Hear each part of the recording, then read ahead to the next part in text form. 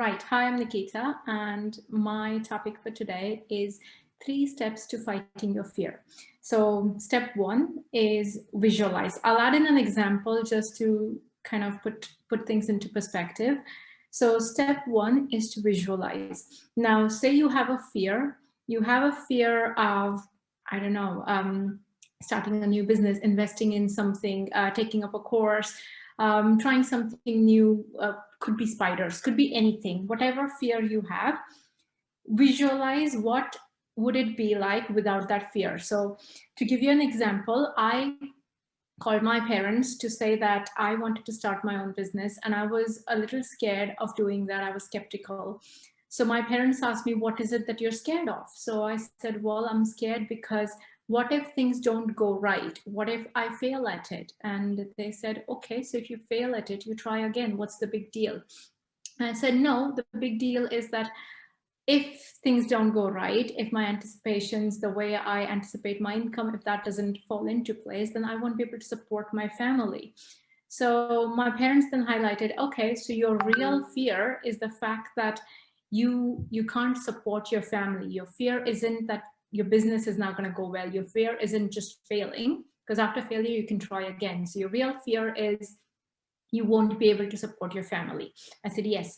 So the good thing about visualizing is if I visualize myself carrying on with my business, I will be able to see what all can possibly go wrong. And I can see things that can go wrong, which is A, failing at my business, and then which means not being able to support my family. So that is the real fear.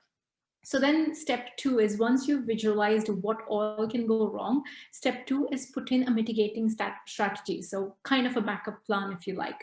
So my parents said, okay, your real fear is not being able to support your family. So put in a mitigating strategy. Perhaps have a part-time job or something, or have enough savings before you quit your own job. Something, there's a mitigating strategy that will support just in case if things don't go as per your plan, then you have something to fall back on. So this will kind of elevate the pressure of you. So your fear is taken care of then. And third step then, once you put in those mitigating strategies, for me, that was keeping a part-time job just to have a stable income. The third step was putting your fear in perspective. So if you have a fear, which is for me was starting a business for that matter, think of a bigger fear. So this fear starts looking smaller. For me, then it was, my mom said, okay, if you don't start your business right now, what will happen at the age of 65, 70, whenever you decide to retire from your own job, you will have a regret that you did not do something that you felt passionately about just because you were afraid, what if? So put this fear into context now, that this is a bigger loss, a bigger fear of having to live with mediocrity and acceptance for the rest of my life and regretting at the age of 65 or 70 or whenever later. So putting these 3 things together, first step is visualizing. Visualize the outcome, what you want to achieve, and then that will allow you to see what all can go wrong. And that's really your fear. Your fear is not probably starting your business for me. It was what could possibly go wrong. Those anxieties were making the whole thing look fearful. So once you have the anxieties noted down, put in mitigating strategies so you can take care of these anxieties. So you're feeling a little less fearful and a little bit more confident.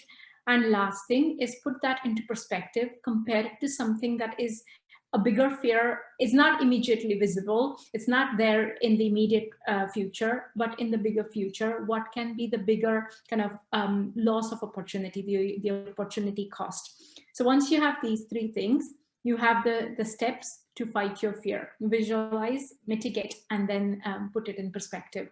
If I have half a minute, I just want to give you an example. I used to be really, really scared of spiders, and I would swear on anything, saying that I would, no matter what happens, even if you put a gun to my head, I would never touch a spider, no matter what happens. And then one day, my 1-year-old daughter, when she was crawling around in our garden, she picked up a spider and she was about to put it in her mouth. Now, I ran and I obviously took the spider out of her hand, because Yes, I'm afraid of spiders, but I'm more afraid of the possibility of losing my daughter, losing my child. Because had she consumed the spider, I don't know, I don't know if it's poisonous or whatnot, but the bigger fear was losing my daughter, which made me overcome the smaller fear, which is touching a spider. So put your fears in perspective and you will be able to overcome them. So that's about it. Thanks. Back to you, Karthik. Amazing, Nikita. I mean, the example, starting from the example to the topic to the way that it is delivered, it's so perfect. In fact, I got the chance to see your complete webinar as well today. I was working, but then all my concentration was completely on the webinar because I was so interested in. I mean, the thought process that your mom has fed into you or your parents, and how grateful you are for it. And I think even the host was saying the same thing, right? That the attitude of gratitude, which is really nice. And this topic was perfect, so very nicely delivered, and steps were so clear. Thank you once again.